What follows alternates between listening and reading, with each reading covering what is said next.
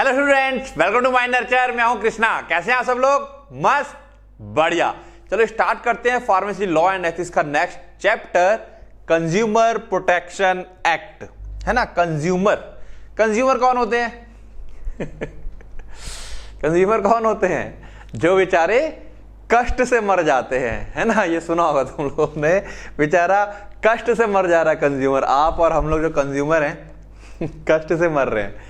ठीक है, वो बेचारा कंज्यूमर कष्ट से ना मर जाए, इसीलिए क्या आ गया है, कंज्यूमर प्रोटेक्शन एक्ट आ गया है। ठीक है, ये लिख के मत चले आना एग्जाम में। ठीक है, एग्जामिनर नंबर काट देगा। तो कंज्यूमर को कष्ट किस चीज का है? कंज्यूमर को कष्ट है, माल खराब निकल गया, खराब माल दे दिया, मैंने बाइक में एक पार्ट डाला था, वो 2 महीने में टूट गया, एक्सीडेंट हो गया, मेरा पैर फ्रैक्चर हो गया, बताओ कौन जिम्मेदार है? 6 महीने की वारंटी थी। ऐसे बहुत सारी चीजें होती हैं। तो अब मान लो आपकी एक बाइक है, आपको 1 साल की वारंटी है, और उस बाइक से सपोज उस पार्ट से कोई मतलब वो पार्ट ब्रेक कर जाता है, बाइक फेल हो जाती है, तो दुर्घटना हो जाती है। आप क्लेम करते हैं कि इस बाइक की वजह से मेरा एक्सीडेंट हुआ है, अदरवाइज मेरा एक्सीडेंट नहीं होता, ना मेरे को चोट लगती। तो ये कंज्यूमर की आपने जो मैन्युफैक्चरर है उसके ऊपर क्लेम कर रहे हैं कि भाई आपने उस स्टैंडर्ड की चीज क्यों नहीं बनाई, मैंने तो पैसा खर्च किया ना। ठीक है, तो ठीक वही है कि कंज्यूमर क्या है, जब कष्ट से मर जाता है, तो कष्ट से ना मर जाए, इसीलिए कंज्यूमर प्रोटेक्शन एक्ट। ठीक है, स्टार्ट करें? अच्छा, अब आगे चलते हैं। ओके, तो क्या है कंज्यूमर प्रोटेक्शन एक्ट 1986। अच्छा, सबसे पहले शुरुआत में कब आ गया था? 1986 में लॉन्च किया गया था, कोपरा कहा गया था इसे। Was an act by the parliament of India elected, जो इलेक्ट किया गया टू प्रोटेक्ट द इंटरेस्ट मतलब ब्याज नहीं, इंटरेस्ट मतलब इंटरेस्ट ऑफ कंज्यूमर, जो कंज्यूमर का इंटरेस्ट है, मतलब कंज्यूमर का, जो जैसे मान लो मैंने बाइक खरीदी तो बाइक खराब नहीं होनी चाहिए, ये मेरा इंटरेस्ट है।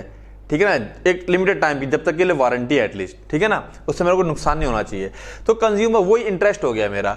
ठीक है, तो interest of consumers in India, it was replaced by the consumer protection act 2019, latest आ गया 2019। Now consumer protection act 2019 is a law to protect the interest of consumers. ये वर्ड याद कर लेंगे, 1 मार्क्स क्वेश्चन में आ सकता है। Interest of consumers, this act provide safety to consumers, consumer को सेफ्टी दे रहा है रिगार्डिंग डिफेक्टिव प्रोडक्ट्स। कि कहां सेफ्टी मिलती है हमको? प्रोडक्ट डिफेक्टिव नहीं होना चाहिए, डिससेटिस्फैक्ट्री सर्विस डिससेटिस्फैक्ट्री नहीं होनी चाहिए।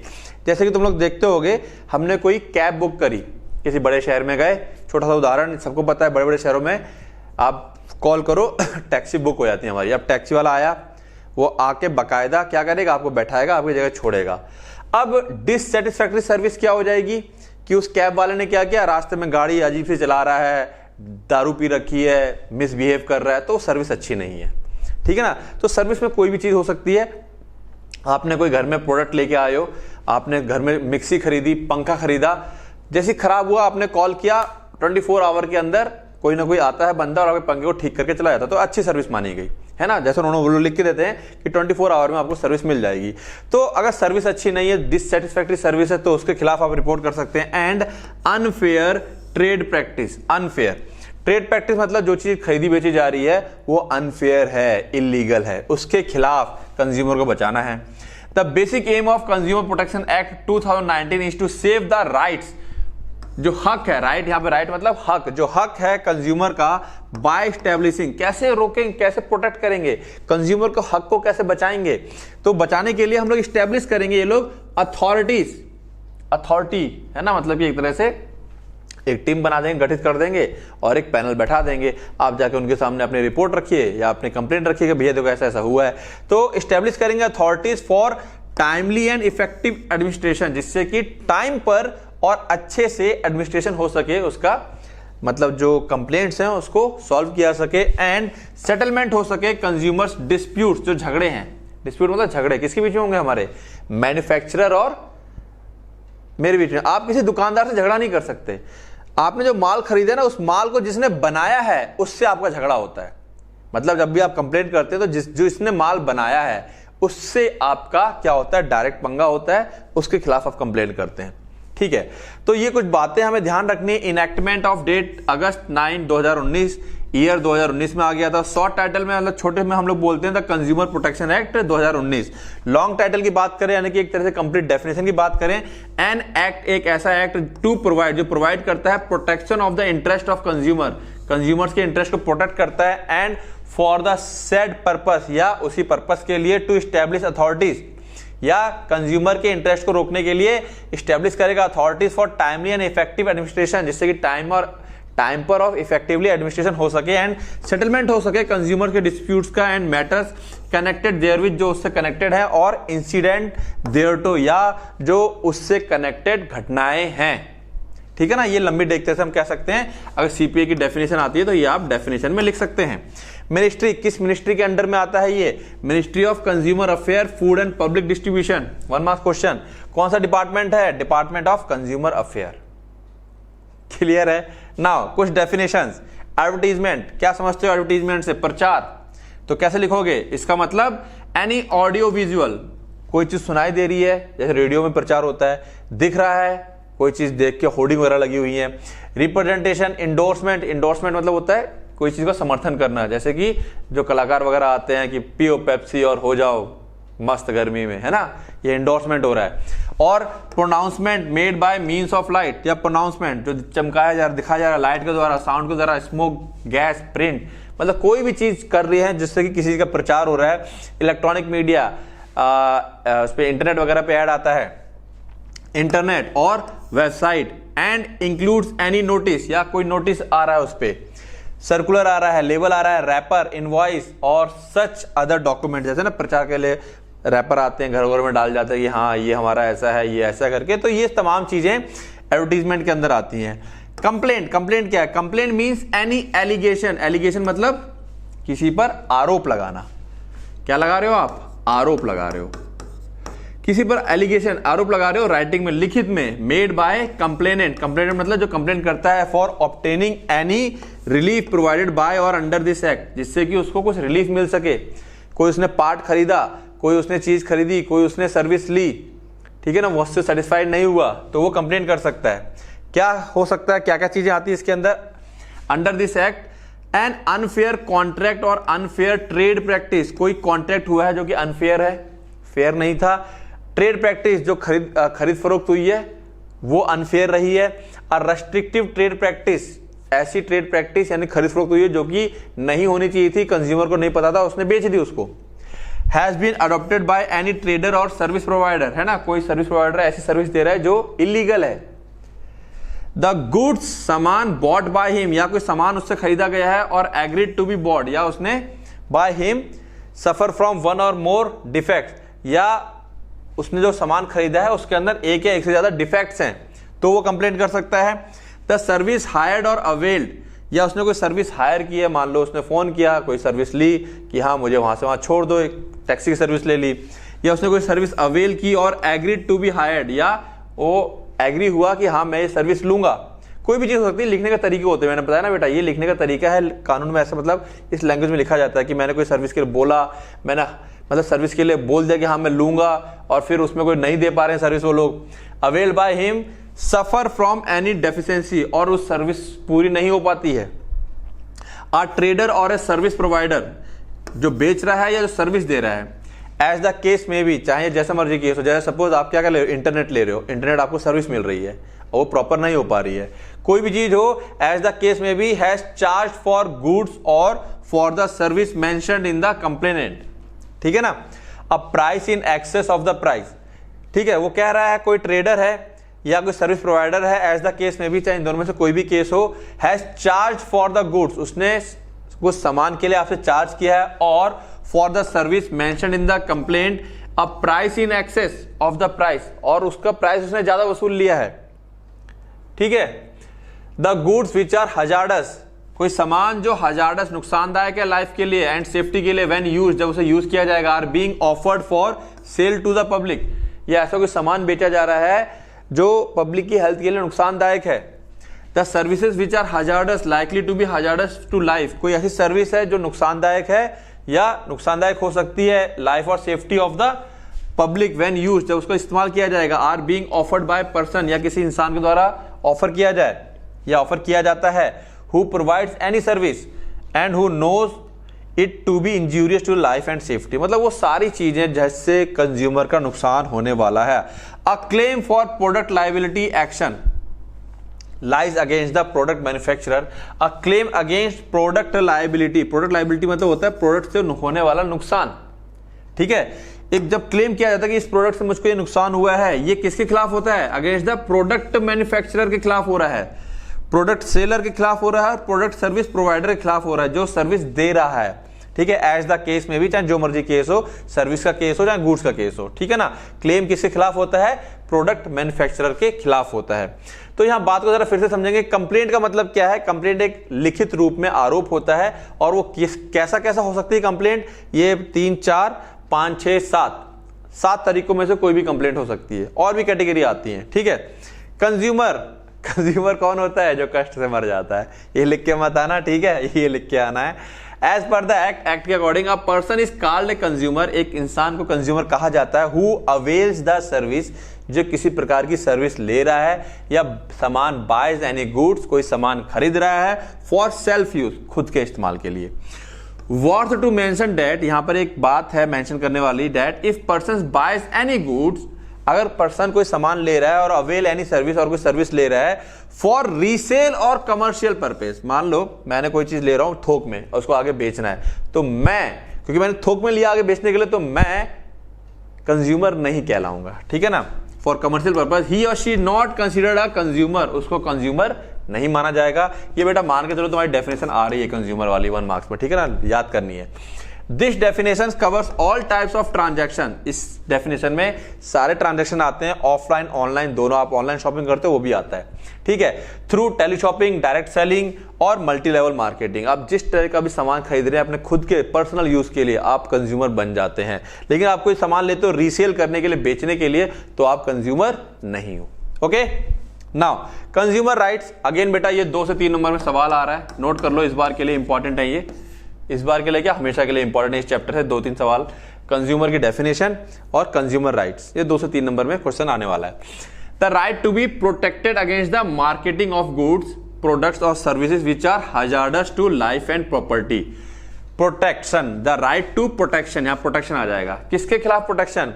कि आप, ये जो कंज्यूमर राइट्स है, हमारे राइट्स क्या हैं? कि हमको कोई भी खराब प्रोडक्ट और सर्विस नहीं दी जाएगी जो हमारे लाइफ और हमारी प्रॉपर्टी के लिए नुकसानदायक हैं। The right to be informed about the quality, quantity, potency, purity, standard, price of goods, product और service as the case may be, so as to protect the consumer against unfair trade practice. The right to be informed about the quality, ये consumer का हक है कि कितनी quality है, कितनी quantity है, कितनी क्षमता है जो मैं प्रोडक्ट कुछ खाने पीने के लिए ले रहा हूं, उसके अंदर क्या क्या चीजें मौजूद है, कितना प्योर है, कितना स्टैंडर्ड है, प्राइस ऑफ गुड्स क्या है, प्रोडक्ट और सर्विस का, एज द केस में भी, चाहे जो मर्जी केस हो, प्रोडक्ट लिया जा रहा है, सर्विस ली जा रही है, ये सो एज टू प्रोटेक्ट, जिससे कि प्रोटेक्ट किया जा सके कंज्यूमर को अगेंस्ट अनफेयर ट्रेड प्रैक्टिस, जिससे कि अनफेयर ट्रेड प्रैक्टिस ना हो सके। अनफेयर ट्रेड प्रैक्टिस मतलब कोई भी उसके साथ विश्वासघात ना हो सके, कोई उसके साथ गलत काम ना हो सके, जैसे कि क्वालिटी वालिटी खराब चली जाए तो दिक्कत आ जाएगी।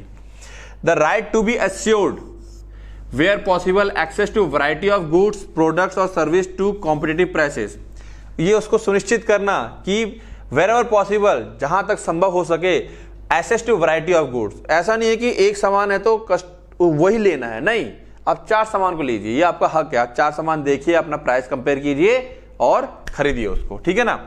The right to be heard, उसको सुना जाना है, अगर कंज्यूमर को प्रॉब्लम है तो right to heard and to be assured that consumers interest will receive due consideration at appropriate फोरा।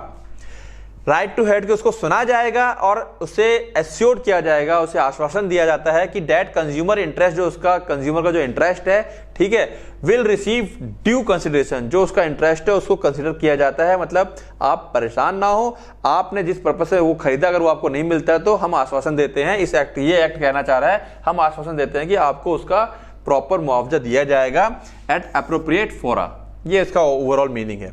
The right to seek redressal, the right to seek redressal, redressal मतलब होता है निवारण, ठीक है, किसके खिलाफ? सीक मतलब पाना, निवारण पाना अगेंस्ट अनफेयर ट्रेड प्रैक्टिस, अगर गलती से अनफेयर ट्रेड प्रैक्टिस हो गई है, मतलब उसके साथ विश्वासघात हो गया है, गलत प्रोडक्ट मिल गया है, तो उसको निवारण मिल सके उसके खिलाफ। और रेस्ट्रिक्टिव मतलब अनफेयर ट्रेड प्रैक्टिस कह लो चाहे रेस्ट्रिक्टिव ट्रेड प्रैक्टिसेस कह लो, और अनस्क्रूपुलस एक्सप्लॉयटेशन ऑफ कंज्यूमर्स कह लो। अनस्क्रूपुलस तो ये सबका मतलब एक ही है एक तरह से, ठीक है ना। कोई एक वर्ड लिख करके अपना सेंटेंस पूरा कर लेंगे। The right to consumer awareness या एजुकेशन, कंज्यूमर उसको अवेयर करना, कंज्यूमर को एजुकेट करना रिगार्डिंग द प्रोडक्ट बहुत जरूरी है। अगर आप उसको एजुकेट नहीं कर रहे हैं, उसके बारे में नहीं मेंशन कर रहे हैं कि क्या चीज है, कैसे कैसे इस्तेमाल होना है, ये भी गलत है फिर, ठीक है ना। तो ये सारे क्या है, इसमें आप इस तरह से भी लिख सकते हैं, right to educate, right to protect, है ना, right to informed, right to assured, right to heard, इस तरह से पॉइंट बना करके इसको लिख सकते हो। क्लियर है। गुड्स, गुड्स क्या होते हैं, गुड्स मतलब सामान। एक बेटा देखो होता है गुड और एक होता है गुड्स। ये जो गुड्स है एस लग जाता है तो इसका मतलब हो जाता है सामान, ठीक है ना। और ये मतलब गुड मतलब अच्छा।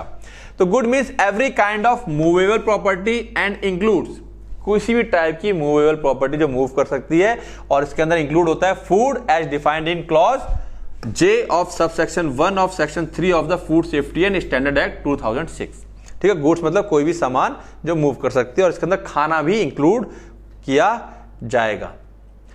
मिसलीडिंग एडवर्टाइजमेंट से क्या मतलब है, मिसलीडिंग मतलब गलत तरीके से लीड किया जाना, मिसलीडिंग, ठीक है।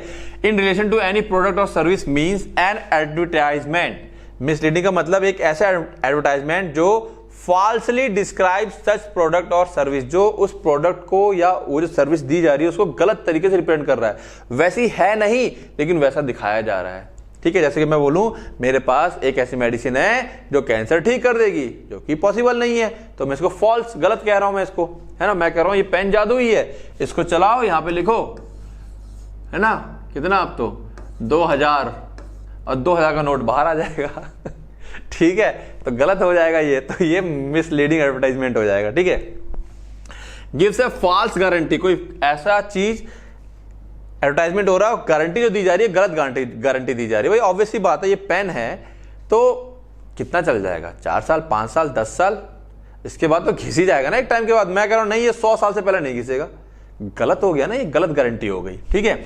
और is likely to mislead the consumer as to the nature, substance, quantity, quality of such product और सर्विस, ठीक है ना। वो गारंटी गलत ले रहा है या मिसलीड कर रहा है consumers as to the nature, substance, quantity, quality of product के नेचर को लेकर के, उसके अंदर जो सब्सटेंस है उसको लेकर के, उसकी क्वांटिटी को लेकर के, क्वालिटी को लेकर के अगर गलत प्रचार हो रहा है तो मिसलीडिंग एडवर्टाइजमेंट के अंदर आ जाएगा। कॉन्वे एंड एक्सप्रेस और implied representation which if made by the manufacturer or seller service provided thereof would constitute an unfair trade practice, ठीक है।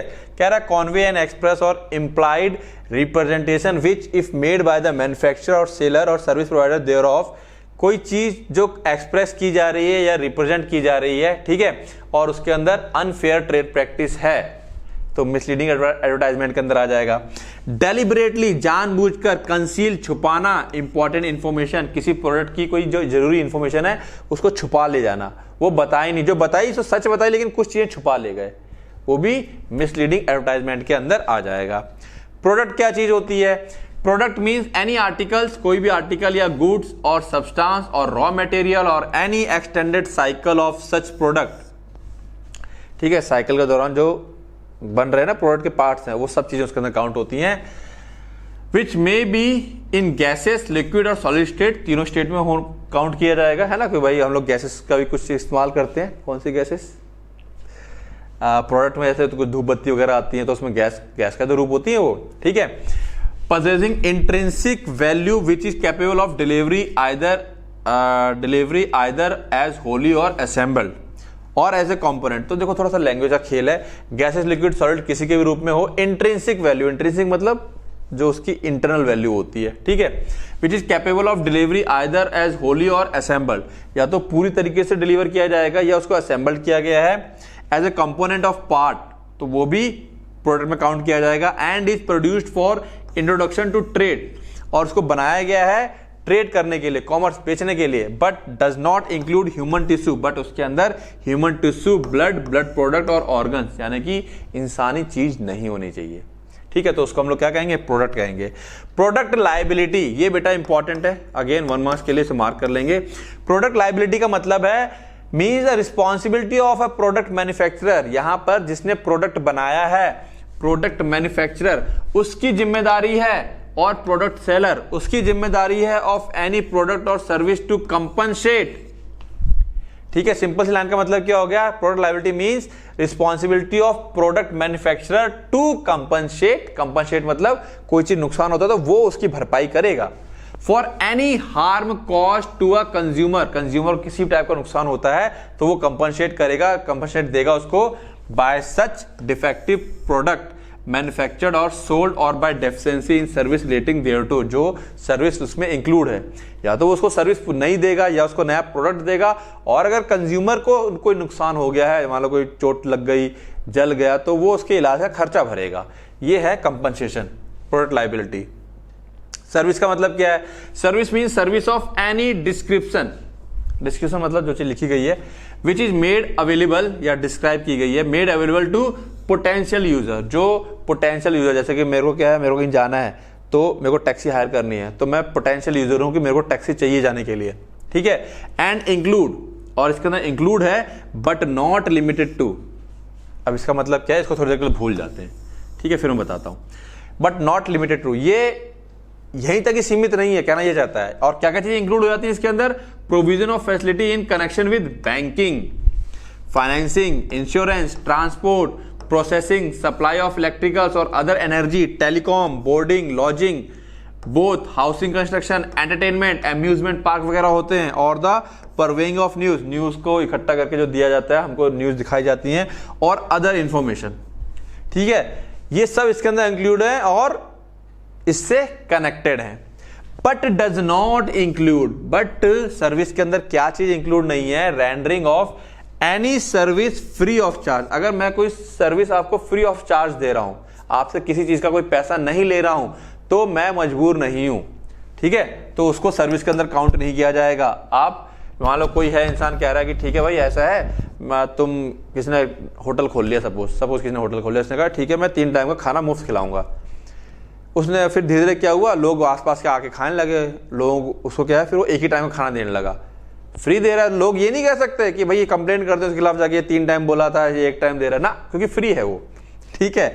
और under contract of personal service, personally face to face, ठीक है ना, एक single के लिए बनाई गई सर्विस किसी एक इंसान के लिए, और वो उसको नहीं दे पाया, तो वो इसके अंदर काउंट नहीं होगी। बात समझ में आ गई। तो यहां पर कुछ ये डेफिनेशंस थी बेटा, कुछ मैंने बताया ना, जैसे और करके वर्ड होते हैं, जैसे कि यहां पे बताऊं मैं, सर्विस का मतलब service of any description which made available to potential users and include, और जैसे यहाँ पे बैंकिंग है तो खैर कॉमा करके आगे, जैसे और है तो यहाँ पे बोर्डिंग, लॉजिंग, कोई एक वर्ड ले लो, और करके जब आता है तो कोई एक वर्ड ले लो जो समझ में आता है, बाकी सब हटा दो, ठीक है, ईजी हो जाएगा। अब इसके अंदर ना कुछ अथॉरिटी बनाई गई है, एक तरह से समझ लो कि कुछ 4-5 लोगों का पैनल बना के तैयार कर दिया जाता है, नेशनल लेवल, स्टेट लेवल और डिस्ट्रिक्ट लेवल पर अलग अलग बनती हैं, ठीक है। तो फिलहाल समझते हैं सेंट्रल कंज्यूमर प्रोटेक्शन अथॉरिटी, ठीक है, सीसीपीए। द एक्ट, इस एक्ट की वजह से एक्ट प्रपोज करता है द एस्टेब्लिशमेंट है, एक्ट बोलता है कि स्टैब्लिश करो, बनाओ the central consumer protection authority. Consumers के लिए एक सेंट्रल कंज्यूमर प्रोटेक्शन अथॉरिटी बनानी है, गवर्नमेंट का काम है, ठीक है। CCPA as a regulatory authority, जो रेगुलेट करेगी कंज्यूमर के प्रोटेक्शन को। द सीसीपीए विल प्रोटेक्ट करेगी, प्रमोट करेगी, बढ़ावा देगी, इन्फोर्स करेगी, लागू करेगी राइट्स ऑफ कंज्यूमर्स के जो हक हैं उनको प्रमोट करेगी, बचाएगी, लागू करेगी, एंड रेगुलेट केसेस, और रेगुलेट करेगी केसेस, वो केसेस को जो रिलेट हैं to unfair trade practice, misleading advertisement and violation of consumer rights. Violation मतलब उल्लंघन होना, अगर कंज्यूमर्स के हक का उल्लंघन हो रहा है, कंज्यूमर्स का हक कहीं पर नहीं मिल पा रहा है, तो उसकी देखरेख करना इसका काम है। CCPA would be given wide ranging power, इसको बहुत सारे, वाइड रेंजिंग मतलब बहुत सारी पावर दी गई है। The CCPA will have the right to take suo motu action, खुद से भी एक्शन ले सकती है, जरूरी नहीं कि कंज्यूमर ही आके कंप्लेंट करे, खुद से भी कह देगा अच्छा ये प्रोडक्ट मार्केट में गड़बड़ आ रहा है, खुद ही एक्शन ले लेगी। रिकॉल प्रोडक्ट अगर खराब है, कंज्यूमर के लिए नुकसानदायक है, तो कह देगा भैया मार्केट से निकालो, फटाफट कंपनी को फोन कर देगा, हटा दो वरना केस हो जाएगा। तो कंपनी जहां उसने डिस्ट्रीब्यूट किया ना, तुरंत कॉल करके भैया माल रोक दो, हमारा माल वापस करो, प्रोडक्ट को रिकॉल कर लेगी। Order reimbursement of the price of goods, reimbursement है ना, अगर जो कोई चीज खरीद ली गई है और खराब है तो उसका पेमेंट करने के लिए बोल देगी उस गुड या सर्विस का। कैंसिल लाइसेंस, लाइसेंस कैंसिल कर सकती है। इम्पोज पेनल्टी, पेनल्टी लगा सकती है। And file class action suit, ठीक है ना, उसके खिलाफ केस दायर किया जा सकता है। Now CCPA will have an investigation wing, उसके पास एक इन्वेस्टिगेशन विंग भी होती है, जांच पड़ताल भेजती है, जाओ चेक करके आओ, ठीक है ना। टू कंडक्ट इंडिपेंडेंट इंक्वायरी और investigation into consumers law violations, कोई नहीं रोक टोक है, कंज्यूमर वायलेशन हो फटाक से पहुंच जाएगी कंपनी, हाँ भैया बताओ ये तुमने गलत काम किया है, कंप्लेंट आई है, चेक करने के लिए फटाक से पहुंच जाएगी, ठीक है ना। तो ये सीसीपीए है। अब बात करें कंज्यूमर डिस्प्यूट रिड्रेसल कमीशन। अब सीसीपीए तो बन गई, अब जो कंप्लेंट्स आ रही है उसका क्या करें। वो जो सीसीपीए होगी वो अथॉरिटी होगी, सब कुछ जांच देख रही है। फिर एक और चीज बनाई गई, कंज्यूमर डिस्प्यूट रिड्रेसल कमीशन। अगर कंज्यूमर को कोई प्रॉब्लम आ चुकी है तो कंप्लेंट कहां करे, तो वो यहां करेगा कंप्लेंट। तो the act has the provision of the establishment of consumer dispute redressal commission. Act के अंदर ये प्रावधान है कि इस्टेब्लिश किया जाए CDRC, consumer dispute redressal, redressal मतलब निवारण, कंज्यूमर के जो झगड़े हैं उनका निवारण के लिए ये कमीशन बनाई जाए at national, state and district level, तीनों लेवल पे बनेगी, है ना। सबसे पहले डिस्ट्रिक्ट लेवल पे, फिर स्टेट लेवल पे, फिर नेशनल लेवल पे, नहीं ऐसे नहीं, इसका तरीका अलग होता है। ये डिपेंड करता है कि आप कहाँ कंप्लेंट करेंगे, ये डिपेंड करेगा कि आपका जो अमाउंट है जिसपे आप कंप्लेंट करना चाहते हैं, जिसपे आप क्लेम करना चाहते हैं, वो कितना बड़ा है, उसके अकॉर्डिंग आप कंप्लेंट करते हैं, देखेंगे अभी, ठीक है। टू एंटरटेन कंज्यूमर कंप्लेंट, ये 3 लेवल पे कमीशंस बनाई गई हैं। As per the notified rule, जो नोटिफाइड रूल मतलब जो बना दिया गया है rule, the state commission will furnish information to the central government on quarterly basis. जो स्टेट कमीशन है वो सेंट्रल गवर्नमेंट को क्वार्टरली बेसिस पे वैकेंसी, डिस्पोजल, कितने केस निपटा दिए गए हैं, पेंडेंसी कितने पड़े हुए हैं, केस एंड अदर मैटर्स को लेकर के रिपोर्ट देती रहती है, ठीक है। The CDRC will entertain complaint related to, CDRC जो है वो कंप्लेंट लेती है किसके रिगार्डिंग, ओवर चार्जिंग और डिसेप्टिव चार्जिंग, चार्ज ज्यादा ले लिया है या धोखेधड़ी से चार्ज लिया गया है, अनफेयर और रेस्ट्रिक्टिव ट्रेड प्रैक्टिस, इसके ऊपर कंप्लेंट लेती है, sale of hazardous goods and service which may be hazardous to life, अच्छा ठीक है, इसके ऊपर ये कंप्लेंट लेती है, सेल ऑफ डिफेक्टिव गुड्स और सर्विस, ठीक है। As per the consumer dispute redressal, as per the consumer dispute redressal commission rule, there will be no fee for filing case up to ₹5 lakh. अगर आप 5 लाख से नीचे का आपका क्या है, वो है कंप्लेंट है कि नहीं मेरे को 1 लाख का मेरे को क्लेम चाहिए, ये मेरे साथ गड़बड़ हुई है, तो उसका आपसे कोई भी केस फाइल करने का चार्ज नहीं लिया जाएगा। अब समझो बात को क्या है, नेशनल कंज्यूमर, देखो ये है कंज्यूमर डिस्प्यूट रिड्रेसल कमीशन। ये जो रिड्रेसल कमीशन है 3 लेवल पर है, एक है नेशनल लेवल पे, तो national consumer dispute redressal commission NCDRC deals with complaint, ये 1 मार्क्स बेटा, ये फुल फॉर्म 1 मार्क्स में आ सकते हैं, deals with complaint involving cost and compensation higher then 2 crore. अगर 2 करोड़ से ज्यादा कंपनसेशन है तो आप डायरेक्ट इसमें जाएंगे NCDRC में, ठीक है, वहां कंप्लेंट करेंगे। State consumer dispute redressal commission deals with the complaints involving cost and compensation higher than 50 lakh and less than 2 crore. 50 lakh से 2 लाख के बीच का अगर आपका कंप्लेंट है तो आप SDCRC में जाएंगे। District consumer dispute redressal commission, ठीक है, डिस्ट्रिक्ट लेवल पे है, deals with the complaints involving cost and compensation less than 50 lakh. अगर 50 लाख से नीचे का है तो आप कहां चले जाएंगे, DRC, मतलब अपने डिस्ट्रिक्ट में ही आप कंप्लेंट कर सकते हैं। बात समझ में आ रही है। यहां से बेटा क्वेश्चन आने वाला है, 1 मार्क्स से 2 मार्क्स के क्वेश्चन आएंगे, तो इसको ध्यान रखेंगे। ई फाइलिंग ऑफ कंप्लेंट, अब ई फाइलिंग वही है, आप क्या कर सकते हैं, इलेक्ट्रॉनिकली फाइल कर सकते हैं। द न्यू एक्ट प्रोवाइड, जो 2019 का नया एक्ट आ गया है, फ्लेक्सिबिलिटी टू कंज्यूमर, कंज्यूमर को फ्लेक्सिबिलिटी दी है, आराम दे दिया है, ठीक है। फाइल करेगा with the jurisdictional consumer forum located at the place of residence, कि वो जहां रहता है ना वहां से ही केस फाइल कर देगा। पहले क्या था, जहां पर दुकान होती थी या जहां पर कंपनी है वो उस स्टेट या डिस्ट्रिक्ट में जाकर कंप्लेंट करनी होती थी, ठीक है। प्लेस ऑफ रेजिडेंस और वर्क ऑफ द कंज्यूमर, जहां कंज्यूमर काम करता है रहता है वहीं से वो फाइल कर सकता है। This is unlike the earlier condition, ये पहले वाली कंडीशन की तरह नहीं है, where the consumer had to file, जहां कंज्यूमर को फाइल करना होता था complaint at the place of purchase, जहां से उसने सामान खरीदे ना वहां पहले कंप्लेंट करनी होती थी, अब ऐसा नहीं है। और where the seller has to registered office address. पहले क्या था, सेलर का जहां पे ऑफिस है वहां उस डिस्ट्रिक्ट में जाकर के कंप्लेंट करनी होती थी, अब ऐसा नहीं है। ठीक है। The new act also contain enabling provisions for consumers to file complaints electronically and for hearing and examining parties through video conferencing. अब वो अपने घर बैठे वीडियो कॉन्फ्रेंसिंग से ही कंप्लेंट कर सकता है, और क्या हो सकता है, कंप्लेंट के साथ साथ उसकी क्या बोला हुआ, कंप्लेंट एंड हियरिंग, उसकी जो हियरिंग है, सुनवाई जो है वो कॉन्फ्रेंसिंग के थ्रू हो सकती है। Now consumer will also not need to hire a lawyer to represent their case. यहाँ पे लॉयर की लेने की जरूरत नहीं है, जो कंप्लेंट है वो दे दी जाती है, फिर उसकी जांच पड़ताल होती है, अगर सही पाया जाता है तो इसको मिल जाता है क्लेम, नहीं सही पाया जाता तो केस खारिज हो जाता है। आगे आते हैं, product liability and penal consequences. Product अगर खराब निकला है तो क्या दंडात्मक प्रावधान वगैरह, उसके बारे में बात करें अगर हम लोग। The act has introduced the concept of product liability. इस एक्ट में प्रोडक्ट लाइबिलिटी यानी कि अगर प्रोडक्ट गड़बड़ है तो मैन्युफैक्चरर की जिम्मेदारी है, वो कंपनसेशन देगा। A manufacturer or product service provider or product seller will now be responsible to compensate. अब ये लोग रिस्पॉन्सिबल हैं, जिम्मेदार हैं कंपनसेशन के लिए। प्रोडक्ट गलत हुआ तो मैन्युफैक्चरर जिम्मेदार है कंपनसेशन देने के लिए। जो इंजरी हुई है, डैमेज हुआ है, या डिफेक्टिव प्रोडक्ट है, या डेफिशिएंसी इन सर्विस, उसको पूर्ति करके देगा। ठीक है। This provision brings with in its scope the product manufacturer. यहां पर क्या है, इस एक्ट के अंदर कौन कौन आ गए हैं, product manufacturer, product service provider and product seller for any claim for compensation. अगर कंपनसेशन होता है तो तीनों के तीनों कटघरे में खड़े हो जाएंगे। The term product seller would also include e commerce platform. यहाँ पर ई कॉमर्स इलेक्ट्रॉनिकली जो हम लोग अमेजॉन वगैरह या फ्लिपकार्ट वगैरह जो भी हमारी वेबसाइट्स हैं, ठीक है, ऑनलाइन मंगाते हैं, वो भी इसके अंदर इंक्लूड हो जाते हैं।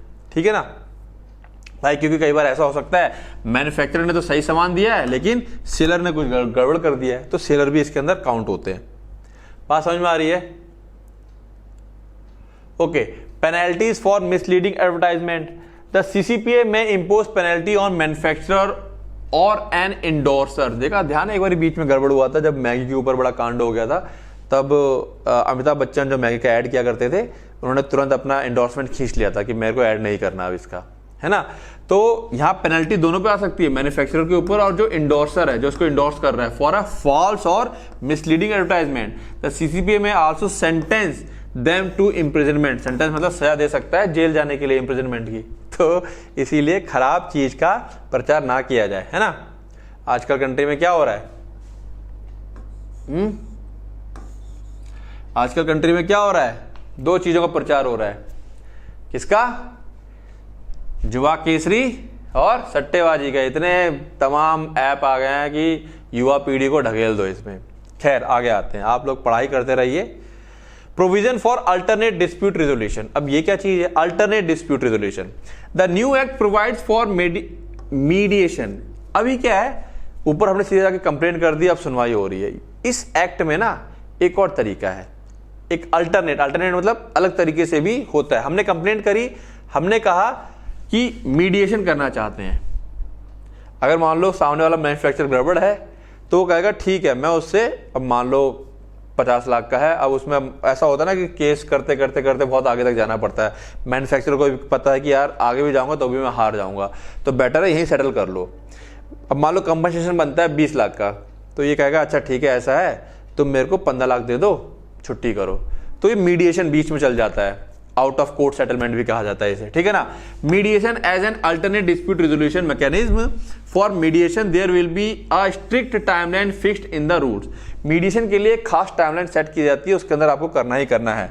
As per the recently notified rule, a complaint will be referred by a consumer, जो कंज्यूमर के द्वारा रेफर की जाती है, referred by consumer commission for mediation wherever scope for early settlement exists and parties agree।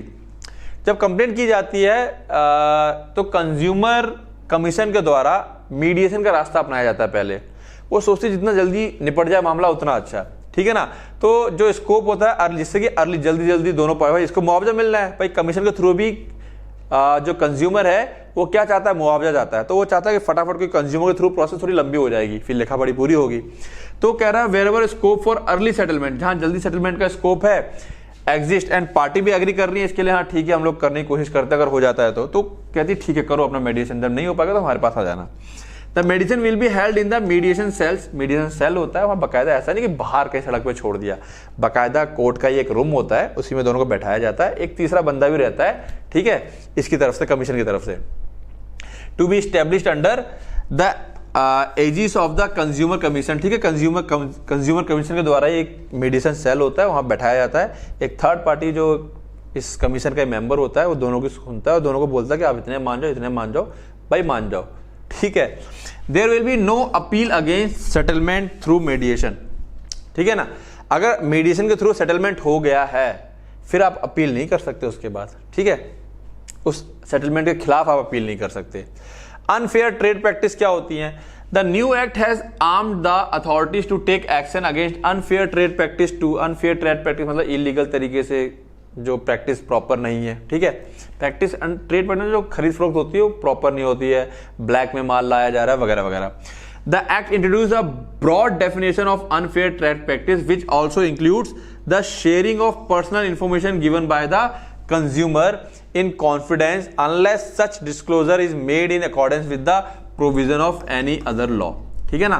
तो unfair trade practice में क्या होगा, जैसे कि मान लो किसी कंज्यूमर की पर्सनल इंफॉर्मेशन है, तो वही कह रहा है the act introduces a broad definition of unfair trade practice which also include, इसके अंदर ये भी इंक्लूड है the sharing of personal information given by the consumer in confidence. भाई हम लोग कई बार जाते हैं मॉल वगैरह में जाते हैं, अपनी पर्सनल इंफॉर्मेशन दे देते हैं, आप उसको शेयर नहीं कर सकते, ठीक है ना, यही हो गया unfair trade practice.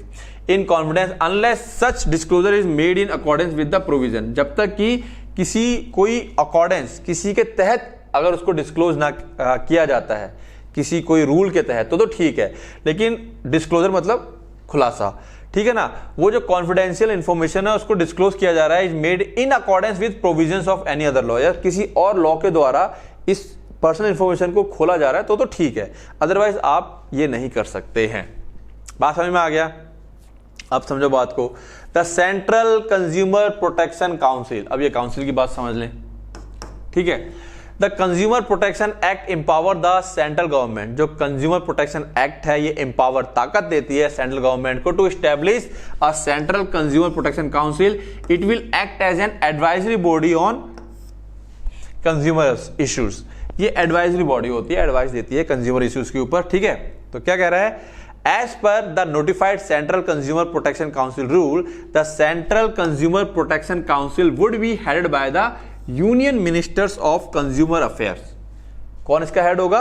Union Minister of Consumer Affairs, Food and Public Distribution with the Minister of States as a Vice Chairperson.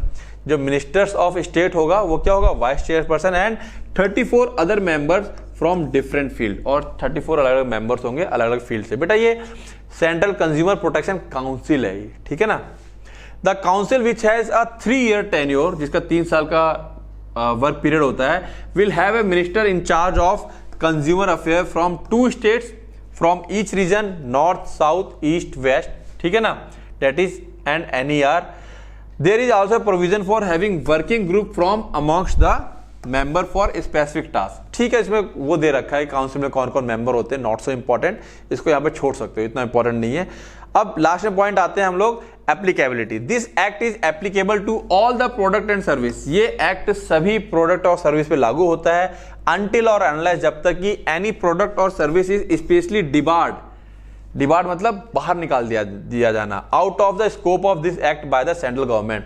ये सभी प्रोडक्ट और सर्विस पे लागू होता है जब तक कि सेंट्रल गवर्नमेंट के द्वारा किसी प्रोडक्ट या सर्विस को डिबार ना कर दिया जाए इस एक्ट से। यानी कि मान लो कि हम बोलते हैं कि ये वाला प्रोडक्ट इस एक्ट में लागू नहीं होगा, मतलब इस एक्ट, ये एक्ट इस प्रोडक्ट पे लागू नहीं होगा, तो वो प्रोडक्ट क्या हो गया? डिबार्ड हो गया। अदरवाइज ये सब पे लागू होता है, ऐसे कोई प्रोडक्ट नहीं है जिन पे लागू ना हो। क्लियर है बातें? तो ये चैप्टर भी अपना खत्म हो जाता है, मस्त मस्त सा, ठीक है। तो कंज्यूमर प्रोटेक्शन एक्ट समझना जरूरी है, ठीक है, हर जगह डे टू डे लाइफ में यूज होता है, आप इसके आसपास वाले लोगों को समझा सकते हैं, ठीक है। इसके बारे में और इन्फॉर्मेशन, ये तो केवल इंट्रोडक्शन था अपने कोर्स में, फुल और इन्फॉर्मेशन चाहिए तो और डिटेल में जा सकते हैं, गूगल वगैरह पर सर्च कर सकते हैं, बहुत सारी डिटेल है, कैसे कैसे कंप्लेंट की जाएगी, कहाँ कौन से पोर्टल हैं, वो सब सर्च कर सकते हो। वो इतना भी हमारे यहाँ पर क्या है कोर्स के लिए सही नहीं है, वरना बहुत बड़ा चैप्टर हो जाता है ये, ठीक है ना। तो फिलहाल करना क्या है, पढ़ना है और रिवाइज करना है, नोट्स मिल रहे हैं, मेरा नंबर है, ये अपना ऐप है, ठीक है, पढ़ते रहो, रिवाइज करते रहो, ऑल द बेस्ट।